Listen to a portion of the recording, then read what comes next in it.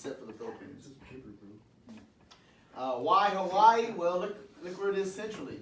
It's right in the middle, the crossroads of the shipping lanes. So people from all over the world that travel, they usually go through Hawaii, so it's really paid for itself.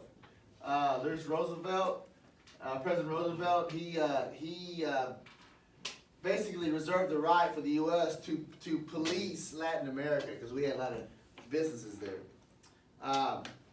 His big stick diplomacy. Remember, he's the one, he often quoted an African proverb, and he always said, speak softly, but carry a big stick and you will go far. We talked about this last semester. His big stick was the U.S. Navy. That's why nobody messed with him. He wasn't afraid to send the Navy to kick some butt.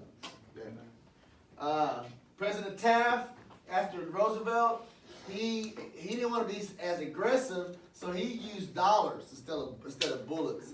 And he said we need to invest in Latin America. And that worked out pretty good. John Hay, he negotiated the open door policy with China. Okay? So now he's the one that said we need to trade with China. They only have 1 billion people over there. Let's try to sell to some of them. Okay? Open door policy, China. Same thing right there. Then we talked about this war, this small little war, 1898, called the Spanish-American War. This is the war we had with Spain, not Mexico. Some people think they mix that up. Mexico and Spain are two different countries. They speak the same language, but it's two different countries. Different accent, correct, sir.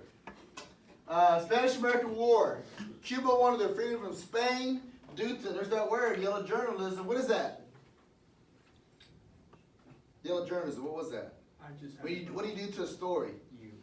Alter it to make it super. There you go, you exaggerate it, right? You sensationalize the story.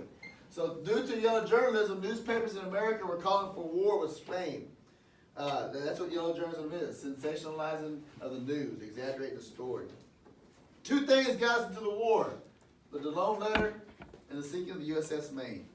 Does anybody remember the DeLone letter? Yes, sir, Andrew, hand up. I remember it was like the governor of another, What did it say in it? like, they just called the U.S. president, like, weak. There you go. Yeah, it was a letter written from the governor of Cuba to the officials in Spain because they asked him, "Is the U.S. a threat to us?" He said, "No, they're not a threat to us. Their president McKinley, he's weak. He's real indecisive. He's not going to do anything.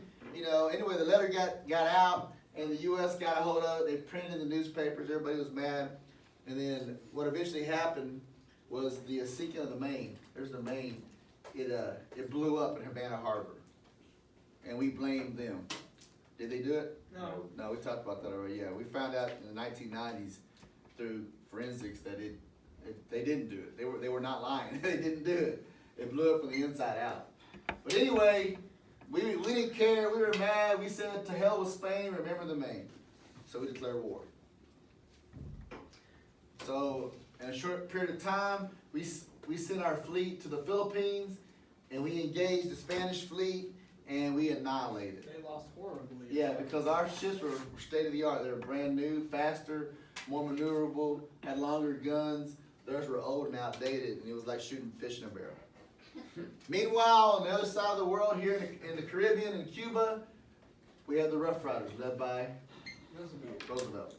And they are attacking at San Juan Hill, Cuba. They had help though. Who helped them? You remember? The Buffalo Soldiers. Yeah, they were helped by the Buffalo Soldiers. That was an all African American cavalry unit who helped the Rough Riders in the Battle of San Juan Hill. So the war was over pretty quick. We kicked butt, and we met in the Treaty of Paris. Spain had to agree to these three things. They had to free Cuba.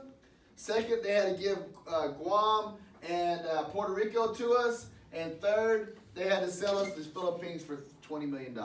So we got 3 possessions from Spain at the end of the Spanish-American War.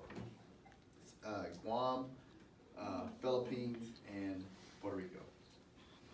Cuba was set free. Panama Canal was built during this time of expansionism. This was Theodore Roosevelt's part, one of his greatest achievements. He wanted to build a canal through Central America, right there. That was what is that called physically? Remember I told you? That I word? Geographically, what is that called? Imperialism. Huh? Wait, what? What is that called geographically? I was gonna say imperialism. No, the little strip of land. The canal? Just that little strip of land connects two big pieces of land. Isthmus. I never. Remember that from ninth grade? Never Ninth heard. grade geography. Isthmus. Never heard. So the isthmus here